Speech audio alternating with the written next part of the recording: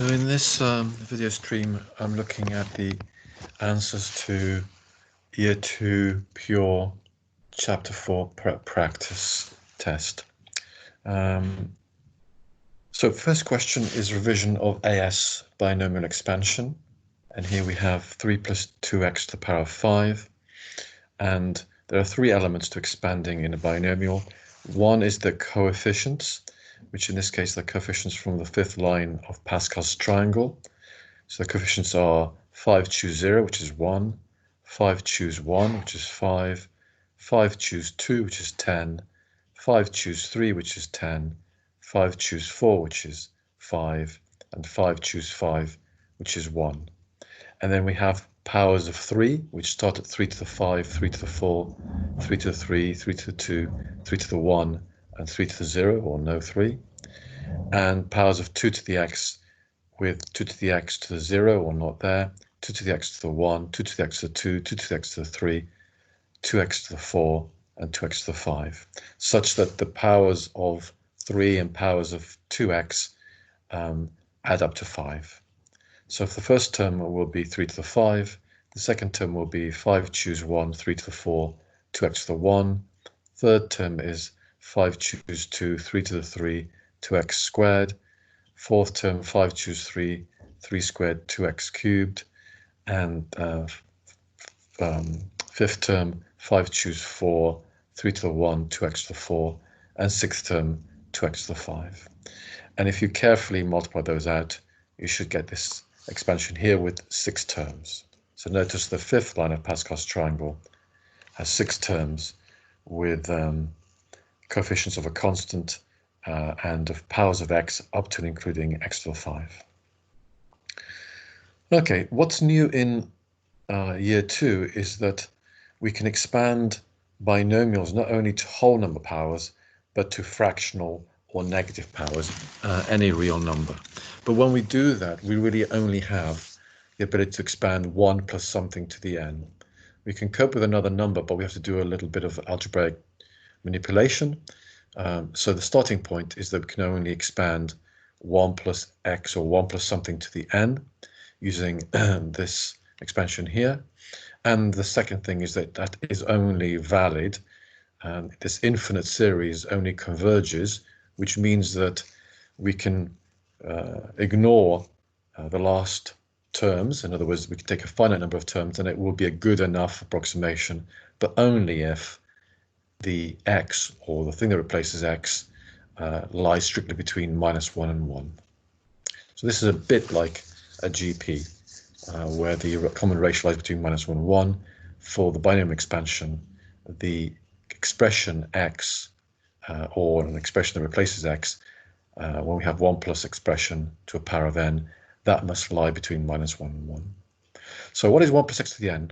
Well, the pattern is very similar to that achieved by Pascal's triangle, but it isn't Pascal's triangle because n is not a whole number. So it's going to be 1 plus nx plus n times n minus 1 over 2 factorial x squared. And so these terms here are very similar to the binomial expressions, but these can be fractional, negative, etc. So no longer really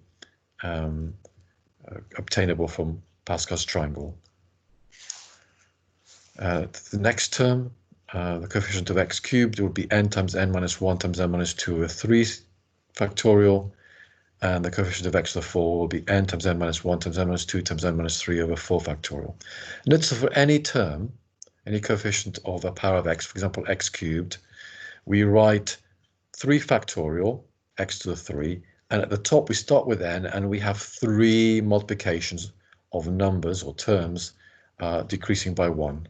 So if I had x to the 7, for example, I would have x to the 7, 7 factorial, and at the top I would have 7 values, n times n minus 1 times n minus 2 times n minus 3 times n minus 4 times n minus 5 times n minus 6, and I would know when to stop because I would just take the first 7 values. Okay, so going down to question 3, now we have 1 plus 2x to the power of -2.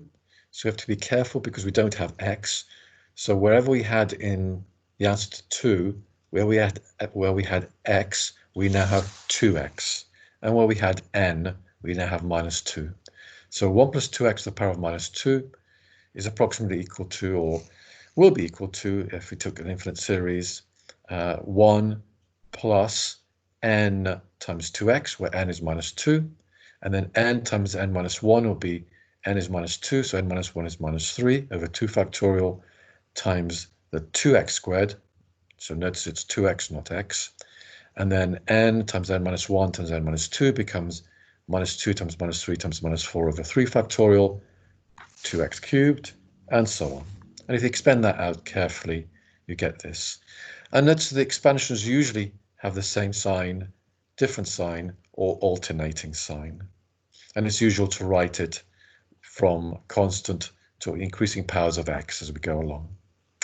Now here, the thing that we need to consider is that this is valid for the thing that is inside or replacing the x when we have it to a power. So in this case, 2x, that has to lie between minus 1 and 1. And so if we solve this inequality by dividing by 2, we actually find that x needs to be between minus a half and a half. If we're inside that interval, our approximation is pretty good, although the closer we are to 0, the better. But as we move away from this interval, the series expansion will be less and less valid, even if we take a lot of terms. So it's important to know when the expansion is valid. For question 4, we have that we want to expand the square root of 4 minus x. The first thing to realize is that a square root is a power of a half. And the second thing to notice is that we don't have 1 plus something. So now we have to do this algebraic trick of inside the square root, we're going to factorize out the 4. So 4 minus x is the same as 4 times 1 minus x over 4, which basically now means that we have 4 to the half and 1 minus x over 4 to the half. Now 4 to the half is just 2 because it's the square root of 4. So we take that out. And then the rest of it is now 1 plus something. It's 1 plus minus x over 4. So minus x over 4 is what replaces the x, and we have minus x over 4, minus x over 4 squared, minus x over 4 cubed, with the other terms being the usual. n times n minus 1, n times n minus 1 times n minus 2 over 3 factorial, and so on. So if you multiply that out carefully, you should end up with this series. And for validity, well, we don't look at minus x because that's not what we were taking powers of. We were taking powers of minus x over 4. So it's minus x over 4 has to lie between minus 1 and 1. And so if we rearrange that by multiplying by 4 and minus 1, we get that x is actually between minus 4 and 4. So this will be a good enough approximation for values between minus 4 and 4. The closer to 0, the better, but between minus 4 and 4, it should be good if we take enough terms in the series. And now we also look at the fact that we can use a previous theory, which is on partial fractions, that allows us then to use the binomial expansion as well. So first part of this question is really a partial fractions question. To write out 10 over 1 minus 2x times x plus 2 in partial fractions, and we can do that by writing it as a constant over 1 minus 2x plus another constant over x plus 2. We should note that the original expression is a proper fraction, which enables us to write it this way. And then if you collect the fractions on the right-hand side into a single fraction, and then compare the numerators when the denominators are the same, we get this identity here. And then we can either compare coefficients or use substitution. I'm using substitution of x equals minus 2 to get 10 equals 5b, and so b equals 2, and then substituting x equals a half to get that a equals 4. But you could use comparing coefficients or substitute any other values. And so we have that 10 over 1 minus 2x, x plus 2, is 4 over 1 minus 2x plus 2 over x plus 2. And now we want to write the original expression in ascending powers of x up to x cubed.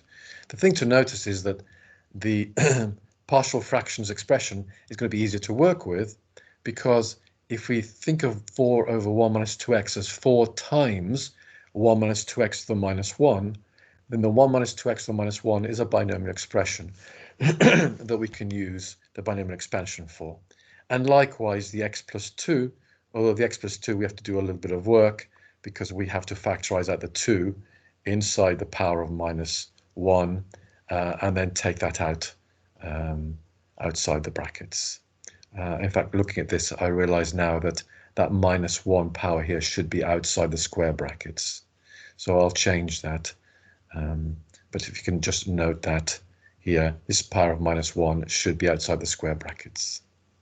Okay, so if we expand each of those individually, the 4 times 1 minus 2x to the power of -1 is this expression, and the 1 plus x over 2 part, which is taking out the 2 and multiplying it by the 2 that was outside, they cancel out. 2 to the -1 times 2 gives me 1. We get this one here.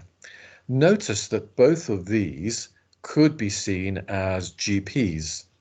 And so the series we get at the end, we can see that it's 4 plus 8x plus 16x squared. And what we're multiplying by each time is 2x, with the first term being 4. And so if we use the sum to infinity here, then we find that we get the series expansion.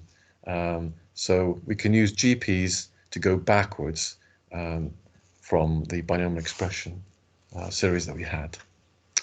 Okay, and so once we have both of those series, we now need to add them together. And so if you add these two series together, you should get the final expression. Because there are two series, the first series is valid when -2x is between -1 and 1, and the second series is valid when x over 2 is between -1 and 1, which basically means that we need x to be between -1/2 and 1/2 and between -2 and 2. And the most restrictive of those is between -1/2 and 1/2. So if x is between -1/2 and 1/2, then this expansion here will be valid for the original expression. Okay, I hope that was useful.